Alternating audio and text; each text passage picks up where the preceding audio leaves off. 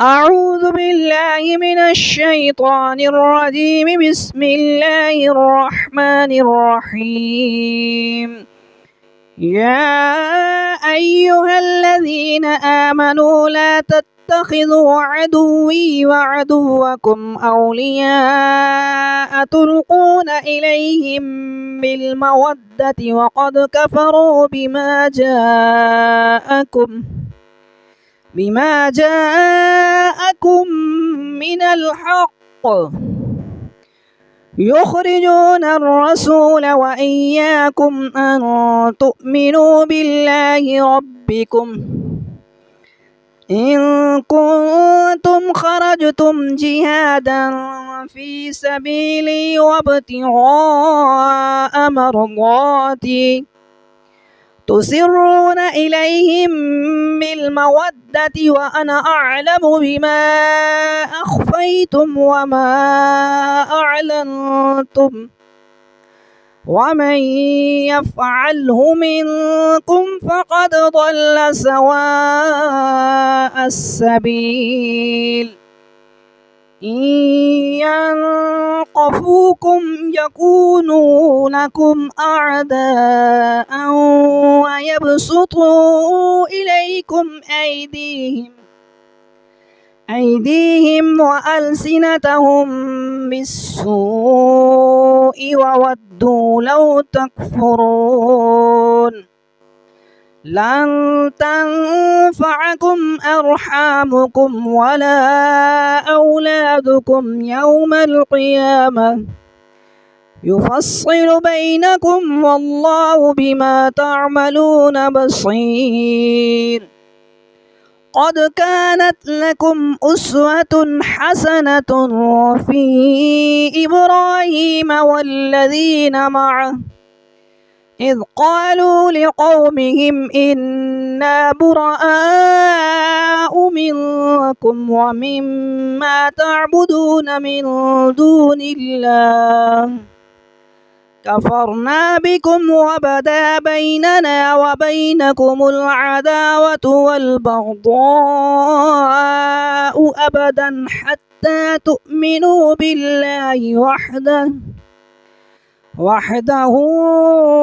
إلا قول إبراهيم لأبيه لأستغفرن لك وما أملك لك من الله من شيء ربنا عليك توكلنا وإليك أنبنا وإليك المصير.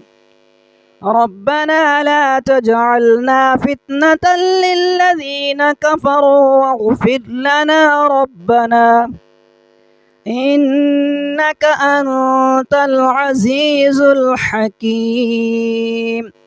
لقد كان لكم فيهم أسوة حسنة لمن كان يرجو الله واليوم الآخر ومن يتول فإن الله هو الغني الحميد.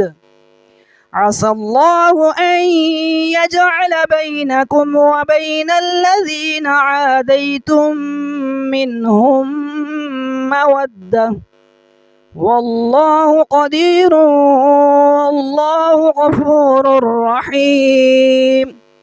لا ينهاكم الله عن الذين لم يقاتلوكم في الدين ولم يخرجوكم من دياركم أن تبروهم وتقسطوا إليهم إن الله يحب المقسطين. إنما ينهاكم الله عن الذين قاتلوكم في الدين وأخرجوكم من دياركم وظاهروا على إخراجكم أن تولوهم ومن يتولهم فأولئك هم الظالمون. يا أيها الذين آمنوا إذا جاءكم المؤمنات مهاجرات فامتحنوهن الله أعلم بإيمانهن فإن علمتموهن مؤمنات فلا ترجعوهن إلى الكفار لا هن حل لهم ولا هم يحلون لهن وآتوهم ما أنفقوا ولا جناح عليكم أن تنكحوهن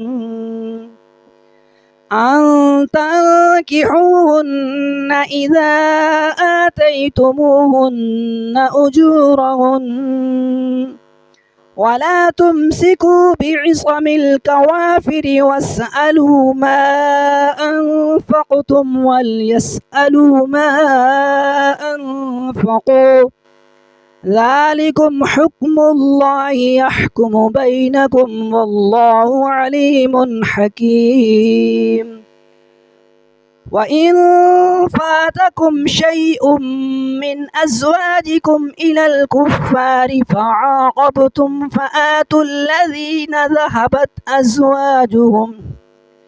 أزواجهم مثل ما أنفقوا واتقوا الله الذي أنتم به مؤمنون يا أيها النبي إذا جاءك المؤمنات يبايعنك على أن لا يشركن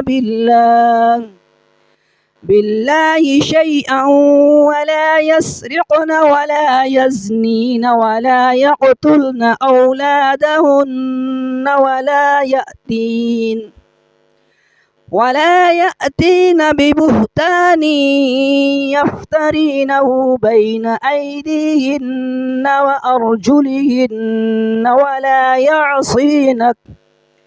ولا يعصينك في معروف فبايعهن واستغفر لهن الله إن الله غفور رحيم يا أيها الذين آمنوا لا تتولوا قوما غضب الله